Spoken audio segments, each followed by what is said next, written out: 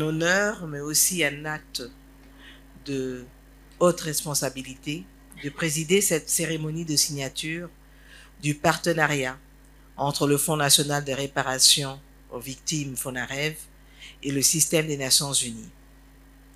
Ce partenariat marque le lancement d'un programme stratégique de réponse à la crise dans l'Est de la République démocratique du Congo. Il vise à protéger et à réparer les droits de toutes les victimes de la guerre d'agression dans les provinces du Nord et du Sud Kivu, y compris les enfants profondément affectés par ces crimes. Notre pays, vous le savez, subit depuis plus de 3 décennies une guerre imposée, orchestrée notamment par le Rwanda, à travers les groupes armés dont le M23 AFC. Aujourd'hui encore, les affrontements se poursuivent, accentuant la souffrance des populations civiles déjà déplacées par millions. Et vous avez pu vous en rendre compte à travers le témoignage de Madame Mami, que je remercie pour son courage par ailleurs. Selon les données du Bureau des Nations Unies pour la coordination des affaires humanitaires OCHA, plus de 480 000 personnes déplacées se trouvent aujourd'hui à Minova, dont 178 000 enregistrées au cours des 2 dernières semaines seulement. L'occupation illégale d'une partie de notre territoire s'accompagne malheureusement d'actes de barbarie d'une ampleur inacceptable. On l'a dit, destruction systématique des infrastructures sociales, notamment les établissements de santé, pillage violent, violation massive des droits de l'homme, violences sexuelles, enlèvements, meurtres, détention arbitraire, y compris d'enfants, ainsi que des actes de mutilation dus à l'usage d'engins explosifs en zone peuplée. Femmes, enfants, personnes âgées vivent aujourd'hui dans des conditions précaires sans accès adéquat à l'alimentation, à l'eau potable, aux soins de santé et à l'assistance humanitaire. Les besoins sont urgents et multiples, mais les réponses restent entravées. Dans ce contexte dramatique, le FONAREV, institué par la loi numéro 22/065 du 26 décembre 2022, représente une avancée majeure de l'État congolais. En effet, et comme cela a été dit, il a pour mandat de garantir des réparations aux victimes de violences sexuelles et des crimes contre la paix et la sécurité de l'humanité perpétrés depuis plus de 30 ans.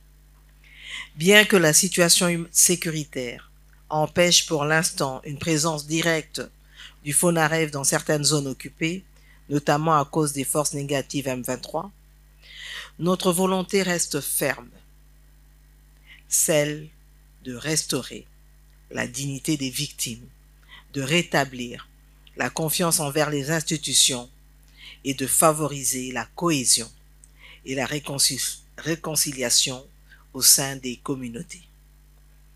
C'est dans cette optique que le gouvernement congolais, à travers le FONAREV, s'engage aujourd'hui avec ses partenaires du système des Nations Unies et les organisations nationales locales dans une dynamique de coopération active pour répondre efficacement aux besoins fondamentaux des victimes.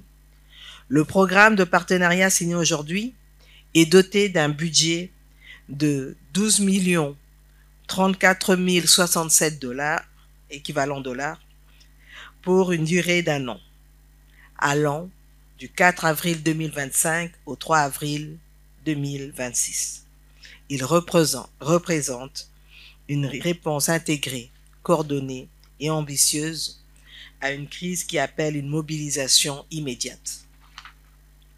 Ce partenariat repose sur des principes d'efficacité, de bonne gouvernance, d'état de droit et de justice. Il s'inscrit dans le cadre de coopération signé le 6 décembre 2024 entre le gouvernement de la République démocratique du Congo et le système des Nations unies. Il s'agit là véritablement d'un socle pour un développement inclusif, équitable et durable dans le respect des droits fondamentaux, vers l'application d'une justice transitionnelle avec la garantie de non-répétition et de réparation.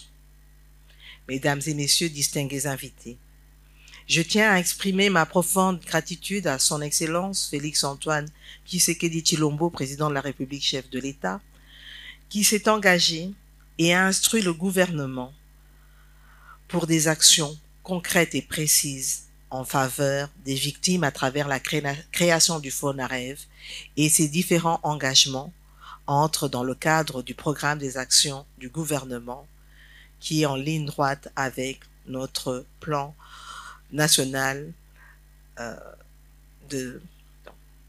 maintenant je cherche PNSD en sigle, excusez-moi. Notre plan national pour le stratégique de développement.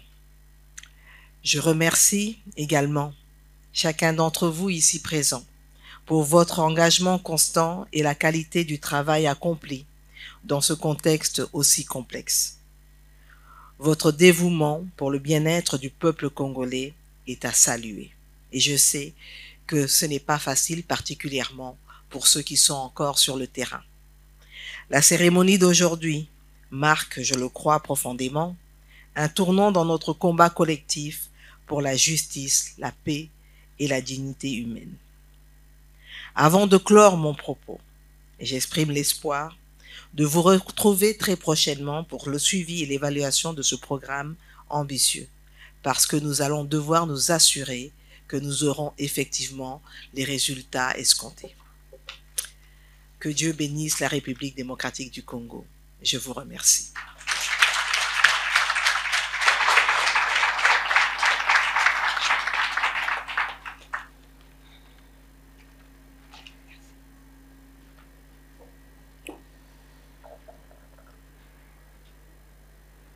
Ainsi prend fin la cérémonie.